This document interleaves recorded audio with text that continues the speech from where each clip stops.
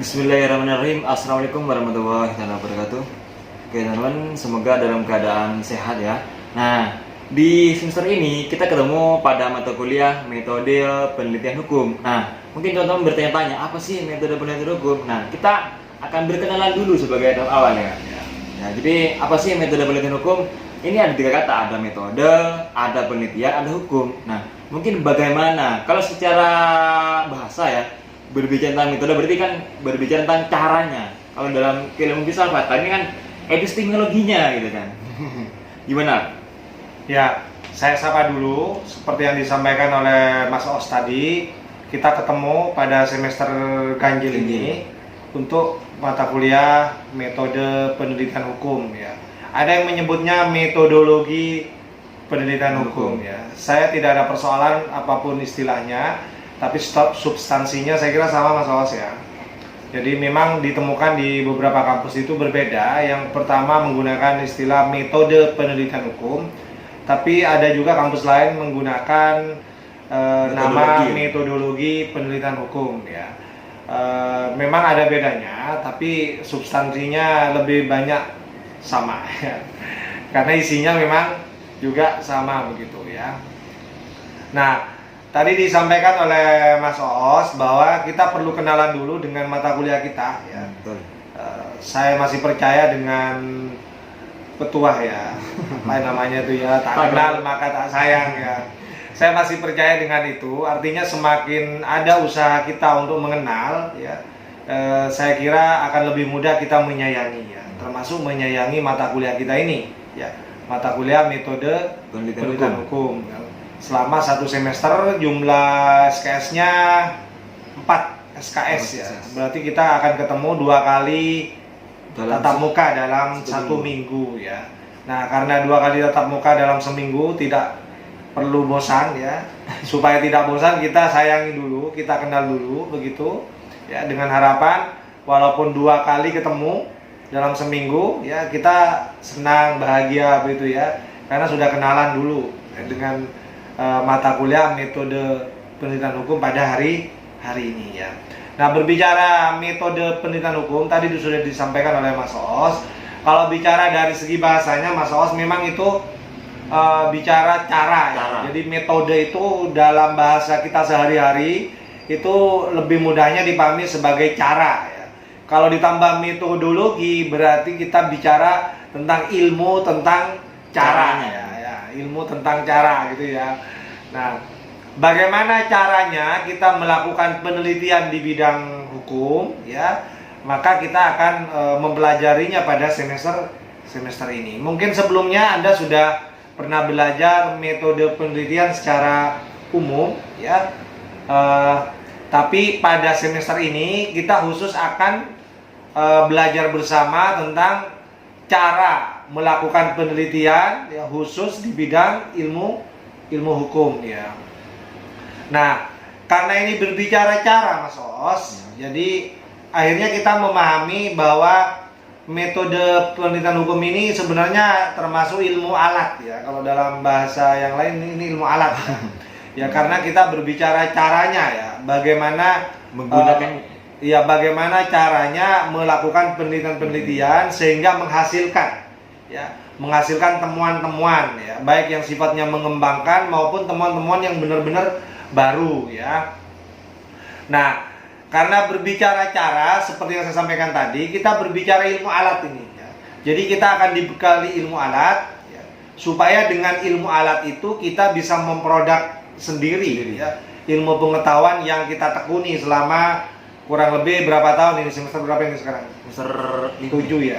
Semester 5 ya? 5. Jadi bagaimana ilmu hukum yang kita pelajari selama ini ya, kita gali ya, kita teliti ya, ikut berkontribusi ya terhadap pengembangan pemajuan ilmu pengetahuan di bidang hukum ya. Makanya dibekali dengan ilmu alat yang namanya metode penelitian hukum ya. Supaya kita tidak lagi menjadi konsumen ya, tapi juga belajar, berlatih bagaimana juga memproduk ya, ilmu pengetahuan ya.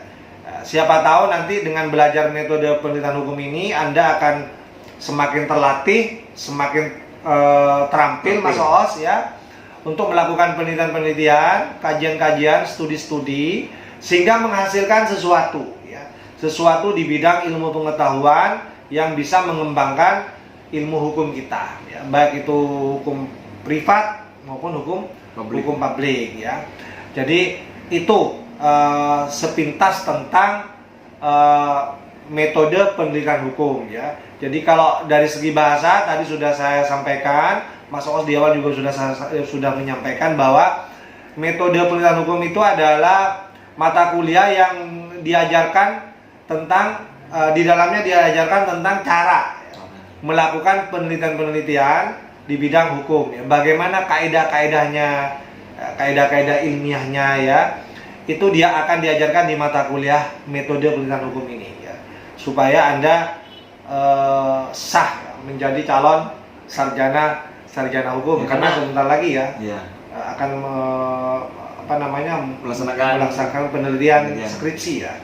Jadi metode penelitian hukum ini kan digunakan untuk penelitian skripsi, ya. Ya.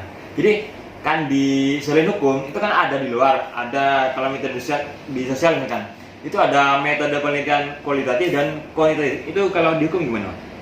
Sama, jadi kita juga menggunakan itu, ya, walaupun berbeda karena ilmu hukum itu berbeda dengan ilmu sosial yang lain, ya. Kalau ilmu hukum itu lebih banyak menggunakan bahan hukum, ya. Tidak menggunakan data-data seperti dalam ilmu sosial yang lain, ya. Tapi kan kalau hukum ini kan bukan ilmu sosial. Ya, ada yang mengatakan hukum ini tidak termasuk ilmu sosial, ya. Ya. Seandainya dimasukkannya pun, tapi ini khusus gitu, ya, khusus, ya. Gitu, ya. Artinya ada yang berpendapat bahwa ilmu hukum ini tidak termasuk ilmu sosial, ya. Karena hukum itu kan punya karakteristik sendiri. Ya, punya karakteristiknya tersendiri, sehingga ada yang berpendapat sebenarnya hukum ini tidak termasuk ilmu sosial. Dan ya. bahkan ada yang berpendapat ilmu hukum ini ilmu yang mana gitu. Ya, bingung itu. Jadi memang ada perdebatan, ada diskusi, ya, di kalangan para peneliti juga, di kalangan akademisi hukum pada umumnya, ya, bahwa sebenarnya ilmu hukum ini rumpunnya apa di sosial atau dalam rumpun ya.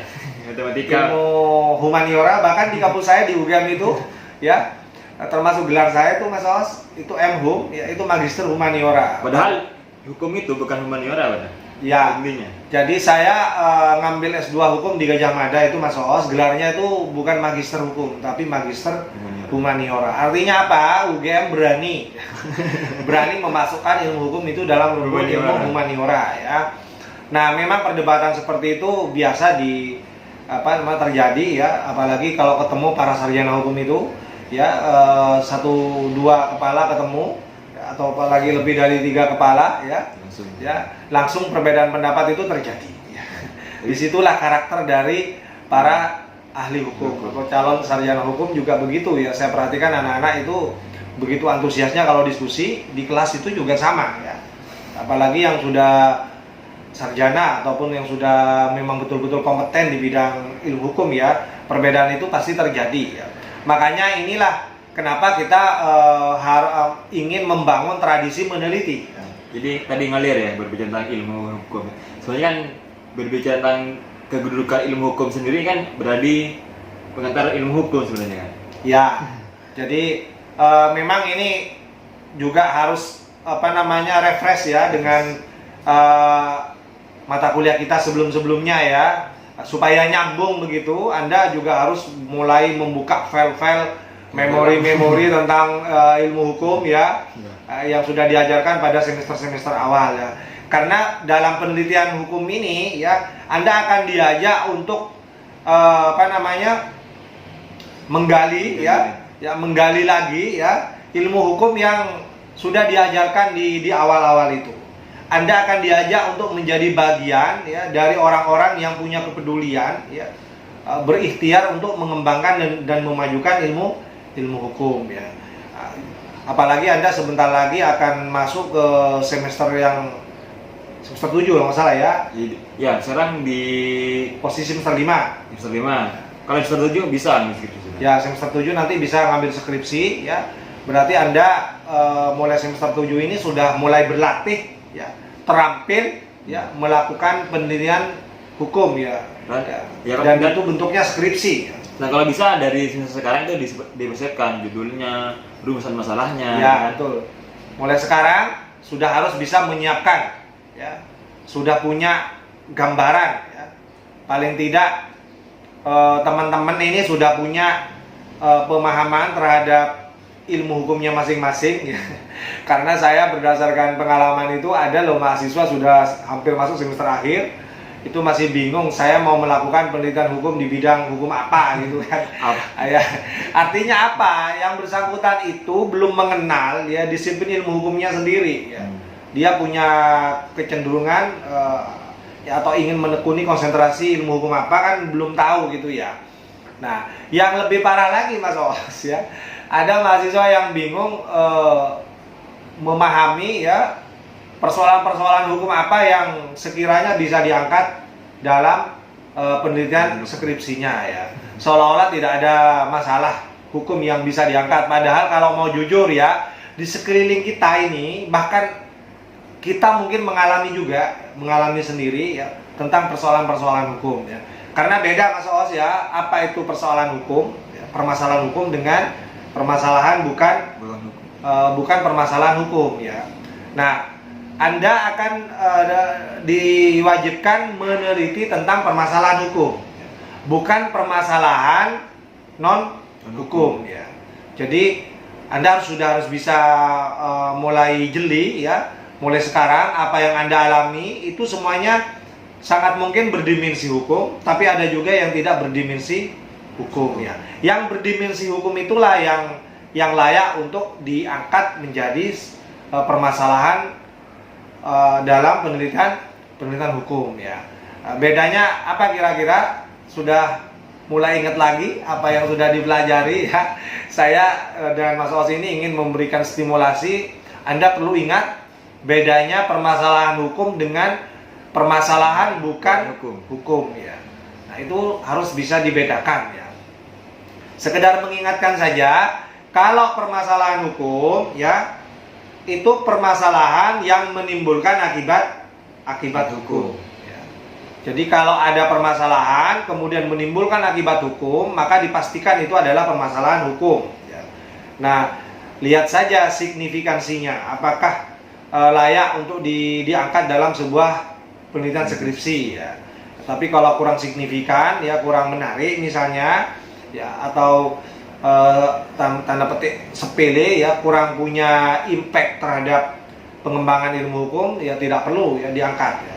Tapi kita cari permasalahan hukum yang memang kalau diteliti punya impact atau punya dampak keilmuan yang sangat baik ya terhadap pengembangan ilmu hukum ya. Sebaliknya kalau permasalahan bukan permasalahan hukum itu tidak punya akibat hukum Mas Os. Misalnya hubungan pertemanan ya, kemudian hubungan pacaran misalnya ya, yang tidak menimbulkan akibat hukum, tidak ada hak dan kewajiban misalnya Mas Os, ya maka tidak perlu diangkat dalam penelitian skripsi. Misalnya tentang hubungan pacaran dalam perspektif undang-undang nomor sekian tahun sekian misalnya ya. Ya pertanyaannya adalah apakah hubungan pacaran itu termasuk hubungan hukum ya. Nah, kalau termasuk permasalahan hukumnya apa gitu ya. Nah, itu pertanyaan-pertanyaan ya. Jadi pastikan Anda menemukan permasalahan hukum ya dan itu layak untuk diangkat dalam sebuah penelitian hukum ya. Nah, itu sekedar pemanasan ya, pengantar ya sebelum kita nanti satu persatu belajar teori tentang cara-cara ya melakukan penelitian hukum ya. Bagaimana merumuskan judulnya, bagaimana merumuskan permasalahannya, bagaimana merumuskan permasalahan, ya kan? Sebelumnya bagaimana merumuskan latar belakang ya, kemudian merumuskan permasalahannya, merumuskan tujuan penelitiannya dan seterusnya. Ya, itu kita akan pelajari nanti di semester ganjil ini ya di pertemuan-pertemuan berikutnya. Sampai di sini mungkin perlu ada yang mau ditanyakan, silahkan dikomentari di kolom video ini ya.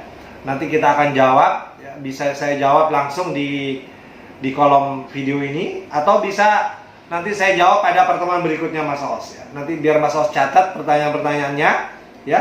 Nanti kita diskusikan Mas Os di video pembelajaran berikutnya ya. Saya kira itu mungkin ada yang mau disampaikan Mas Os sebelum ditutup. Nah, terkait dengan metode penelitian hukum ya, ini kan sebenarnya kan tadi kan sudah disampaikan cara bagaimana kita meneliti hukum sebenarnya. Jadi teman-teman dari sekarang dipikirkan, kira-kira saya di konsentrasinya di mana? Misalkan konsentrasi saya adalah di pidana, di perdata, atau administrasi negara, atau hukum tata negara. Jadi tolong dipikirkan dari sekarang. Oh ternyata saya lebih ke pidana. Silakan kalau pidana perusahaan apa yang akan diangkat gitu. Jadi jangan sampai kamu ahli di pidana tapi kamu malah ambil ke perdata. Kasihan nanti ketika di ujian kamu kok berarti ini, jadi bingung gitu. Jadi mungkin teman-teman materi kuliah ini dengan anggap sepele. Tadi kemarin ada beberapa orang ketika ditanya metode penelitiannya itu bingung, terutama isu hukumnya. Masa dia angkat sendiri permasalahannya, dia nggak paham isu hukumnya. Jadi mohon perhatikan baik-baik ya. Terima kasih. Ada lagi? Ya, jadi betul yang disampaikan Mas Os tadi. Sekedar mengingatkan kembali, mulai sekarang Anda sudah harus mengenal kecenderungan ilmu hukum masing-masing. Ya. Anda bidang Anda membidangi ilmu hukum yang mana? Ya, apakah cenderung ke pidana, cenderung ke perdata, hukum tata negara, hukum administrasi, hukum agraria, misalnya, ya. Hukum Islam, ya. Silakan. Anda harus mengenal jati diri Anda sebagai mahasiswa hukum ya. Anda punya minat ya di bidang ilmu hukum apa ya. Itu sudah harus dikenal mulai semester 5 ini Mas Os ya. Karena semester 5 ini sudah diajarkan ilmu alatnya ini ya. Supaya nanti dengan ilmu alat metode penelitian hukum ini mereka akan menggali kebutuhannya sendiri. Kalau dia bidangnya hukum pidana, dia akan menggali kebutuhan itu ya, dalam menyelesaikan penelitiannya pasti akan mengambil hukum pidana ya. Nah itu yang pesan dari saya dan pesan juga dari Mas Os ya. Sedikit saya tambahkan sebelum ditutup, Anda sebagai calon sarjana hukum memang dituntut membuktikan punya karya ya. Ya, minimal dalam bentuk skripsi ya. Dan ini diwajibkan Mas Os kepada semua calon sarjana hukum ya, termasuk di Wiraraja ini. Anda harus punya bukti bahwa Anda layak menyandang gelar sarjana. Salah satu syaratnya adalah menghasilkan karya ilmiah berupa skripsi ini ya. Ya. Memang dalam skripsi ini Mas Os ada yang memang hebat menemukan sesuatu yang baru ya, novelty, benar-benar ada novelty-nya, sesuatu yang baru. Tapi ada juga yang hanya bisa mengembangkan yang sudah ada. Ya. Jadi hasilnya ini kemungkinannya dua Mas Os. Mengembangkan yang sudah ada, ya, karena kita sadar bahwa kita ini bukan yang pertama melakukan penelitian hukum. Ya. Pasti ada penelitian hukum sebelum-sebelumnya yang berhubungan dengan penelitian kita. Ya. Jadi kita hanya mengembangkan saja. Ya. Tapi ada juga yang memang hebat Mas Os. Ya. Dan misalnya dia isu hukumnya kekosongan hukum. Ya. Kemudian dia bisa menghadirkan sesuatu yang baru, novelty ya. Yang kosong kemudian dia isi dengan temuannya ya. Nah, itu ada juga ya Mas Os yang punya kemampuan seperti itu ya. Ya. Oleh karena itu melalui forum yang singkat ini ya, saya mengajak mulai sekarang sudah harus semangat ya. Karena Anda sebentar lagi akan belajar tentang metode penelitian hukum ya. Dengan harapan Anda punya semangat untuk mandiri ya. Ini sebenarnya kalau ilmu alat ini kan diajak untuk mandiri ya. Ya. Tidak lagi hanya mengkonsumsi, jadi konsumen ya. Tapi mandiri memproduk ya kan. Anda akan dikasih pancingnya, kailnya supaya cari ikan sendiri di laut ya kan.